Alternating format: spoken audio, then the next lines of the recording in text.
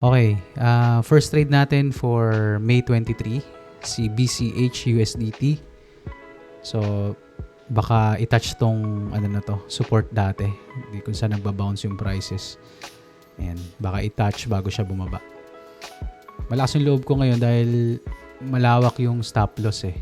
No? Baka mang-whip pa dito eh. Ito, bago siya bumaba. Sana, pero hindi nagpo-pullback eh. Mukhang malakas ah. Sabi RSI nito. Sana. Sige, i-ano na natin to. Train na natin to. Well, na-place ko naman na yung trade. So, hanap pa tayo ng dalawa. Umahanap ng trade. Kasi pare-pareho ng move. Lahat nag-drop down lahat eh. Well, ito, tinitingnan ko to dahil si GMT, USDT yung ating second trade. Tinitingnan ko siya dahil possible baka mauntog dito eh. Mauntog din dito sa support. So, ito, meron namang strong move pababa na pwedeng mawimpan. Pwedeng may mang-whip dyan. So, tingnan natin. Taasan ko lang konti yung ano. Dahil sobrang lakas ng move pababa. Lagay na natin to. Limit order.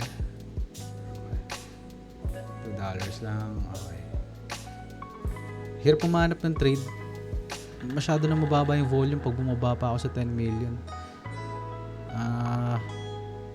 Pare-pareho kasi nag-drop si Bitcoin eh. Ayun o, sobra. So lahat sila ganyan yung move. Parabolic. Bumaba na lahat. So walang structure. Dito lang ako makahanap ng setup. Hanap pa tayo, last one. Tingnan natin. Baka meron pa tayong mapiga. 8:59 na pero wala pa rin tayong makitang trade. Kasi walang structure yung market. So, hindi ako makapag-place ng trades eh. Wala siyang structure. Kasi grabe yung pababa eh. Ito sana gusto ko pero wala. Hindi yan. Imposible yan. Hindi ako nag-place ng trade dyan. So, wala tayong trade. Pangatlong trade, wala tayo. No? So, masipiliin ko na lang din. Walang trade eh. Oh. Walang structure. Inabot na tayo ng 9 PM eh. Hanggang 9 PM lang tayo pwede mag-trade. So, yun lang yung sagad kong oras.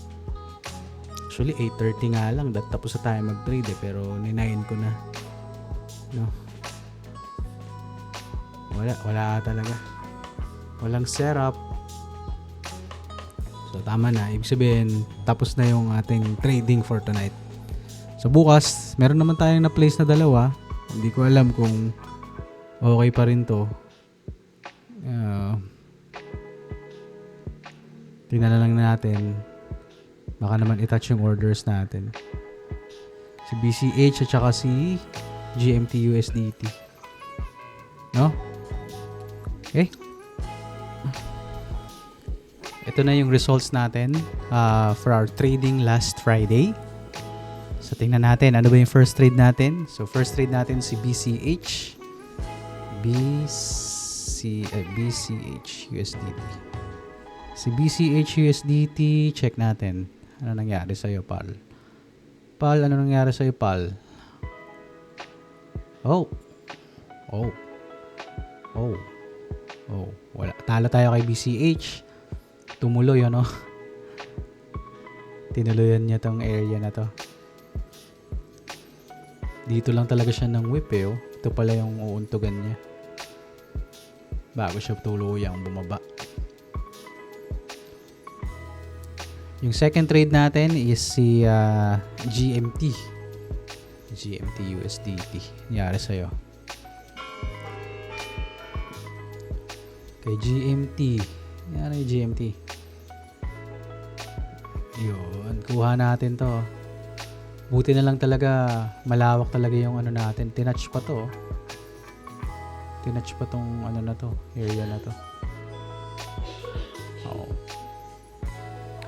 Buti malawak na yung stop loss natin. May allowance. Panalo tayo kay GMT. No?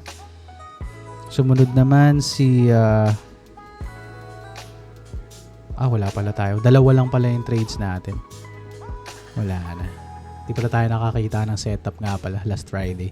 So, dalawa lang yung trades. Panalo tayo ng isa. No? So, ngayon, subukan natin humanap ng 3 trades ngayong gabi. Let's go.